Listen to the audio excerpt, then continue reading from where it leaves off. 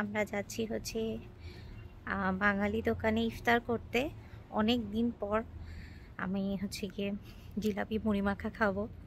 Basically jalebi খাওয়ার জন্য আমার ওখানে আর কি ইফতার করতে যাওয়া। তো আমরা এখন রওনা দিলাম, বাজে হচ্ছে 4:30টার মতো। যেই দিনের এই ভিডিওটা ছিল সেই দিন ছিল সকাল থেকে প্রচুর পরিমাণে বৃষ্টি, কি বলবো আর। প্রথমে তো আমরা ভেবেছিলাম যে আমরা যেতেই পারবো না হয়তোবা বৃষ্টির জন্য। তারপর দেখলাম যে না, দুপুর থেকে বৃষ্টিটা একটু কমতে শুরু করেছে। তারপরে আমরা ডিসাইড করলাম যে চলেন তাহলে যাওয়া যাক আলাদিনে। আর আলাদিনে হচ্ছে কি আমার এবার ফার্স্ট টাইম হচ্ছে ইফতার করা। আমি কখনো আগে আলাদিনে ইফতার করতে যাইনি। অনেকবার মানুষের কাছ থেকে শুনেছি যে আলাদিনের ইফতারি অনেক মজা, আর বিশেষ করে জিলাপিটা অনেক বেশি মজা। আসলে সুযোগের জন্য কখনই আর কি আলাদিনে যে ইফতারটা করা হয়নি, তো আজকে ভাবলাম যে আজকে যাই। আমরা হচ্ছে বাঙালি মানুষ, যতই কিছু ইফতারিতে খাই না কেন, আলু চপ, বেগুনি, পেঁয়াজু, ডিম চপ, বুট, মুড়ি, তারপরে হচ্ছে জিলাপি না হলে কিন্তু আমাদের চলেই না। তার জন্যই আজকে যাচ্ছি বাঙালি দোকানে ইফতার করার জন্য। আর যাওয়ার পথে খুবই সুন্দর, দেখেন আকাশের সিনারিটা, মনে হচ্ছে যে একটু পরে একদম ঝুম বৃষ্টি নেমে আসবে।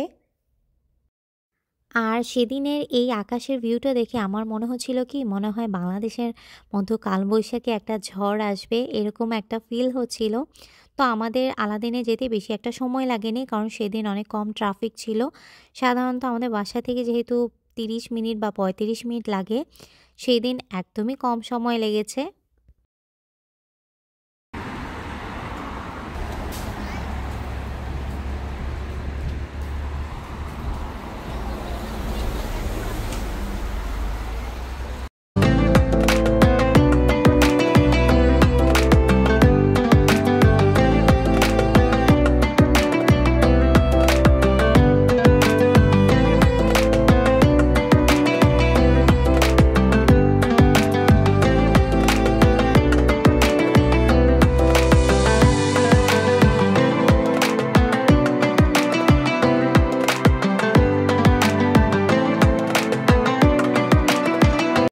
তো এই তো দেখতেই পারছেন অনেক অনেক আইটেম এখানে আগে থেকে হচ্ছে গিয়ে ওরা সার্ভ করে রেখেছে। যেমন পুডিং ছিল, জিলাপি ছিল, পেস্ট্রি পাফ ছিল, তারপরে হচ্ছে অনেক ধরনের ডেজার্টও ছিল।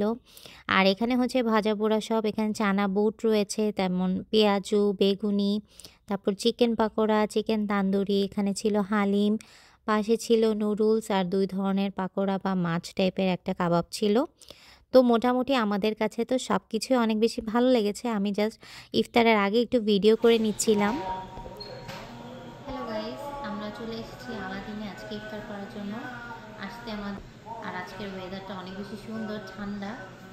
আর আমরা এখানে আসছি, এখানে এই এই সাইডে বসে দেখো, একদম খালি, কেউ আসেনি। এখন বাজে হচ্ছে 6টার মতো বাজে, মানে 6টা বাজবে আর 10 মিনিট পর। আরও 1 ঘন্টা বাকি ইফতারে, তাই না? বলো তোমার কেমন লাগতেছে? আমার তো জিলাপি দেখেও অনেক বেশি আমি লাগতেছে। আর একটা কথা আপনাদের বলে দিই, আলাদিনে কিন্তু মিষ্টিও পাওয়া যায়। অবশ্য এটা সবাই জানে, কিন্তু এদের মিষ্টি আমার কাছে বেশ ভালোই লাগে। বিশেষ করে কালো জামটা আমার কাছে অনেক ভালো লাগে। এদের কাছে অনেক অনেক মিষ্টি কালেকশন আছে। আমার তো দেখেই এখন আবার লোভ লেগে গেল। তো এই তো আমাদের আজান দিয়ে দিল। আমরা টুকিটাকি অনেক কিছু নিয়ে এসেছি খাবারের জন্য। তো এখানে নুডলস এনেছি, তান্দুরি চিকেন, তারপরে হচ্ছে নান এনেছি, মহাব্বাতি শরবত এনেছি, 2টা 2টা করে সব কিছু ভাজাপুরি এনেছি। এটা হচ্ছে রাতুরের প্লেট। আর আমরা হচ্ছে কি 2টা করে হালিম এনেছি। তো আলহামদুলিল্লাহ আমাদের কাছে খাবার অনেক বেশি ভালো লেগেছে, আর সবগুলো খাবার অনেক বেশি গরম ছিল। আর এই যে আমার মোস্ট ফেভারেট আইটেম, সেটা হচ্ছে মুড়ি মাখা, আর সাথে হচ্ছে জিলাপিও নিয়ে নিয়েছি। আর ওদের চানা বুটটা না অনেক মজা, মানে আপনারা যদি চানা বুটটা যদি এখনও ট্রাই করে না থাকেন তাহলে অবশ্যই ট্রাই করবেন। আসলে আমাদের বাসা থেকে একটু দূরে, তো তাহলে আর যদি বাসার একদমই কাছে হতো, আমি না প্রতিদিন এই জিলাপিটা নিয়ে যেতাম বাসায়।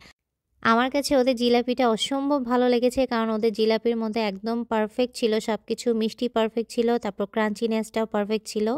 তো এই জন্য হচ্ছে জিলাপিটা অনেক বেশি ভালো লেগেছে।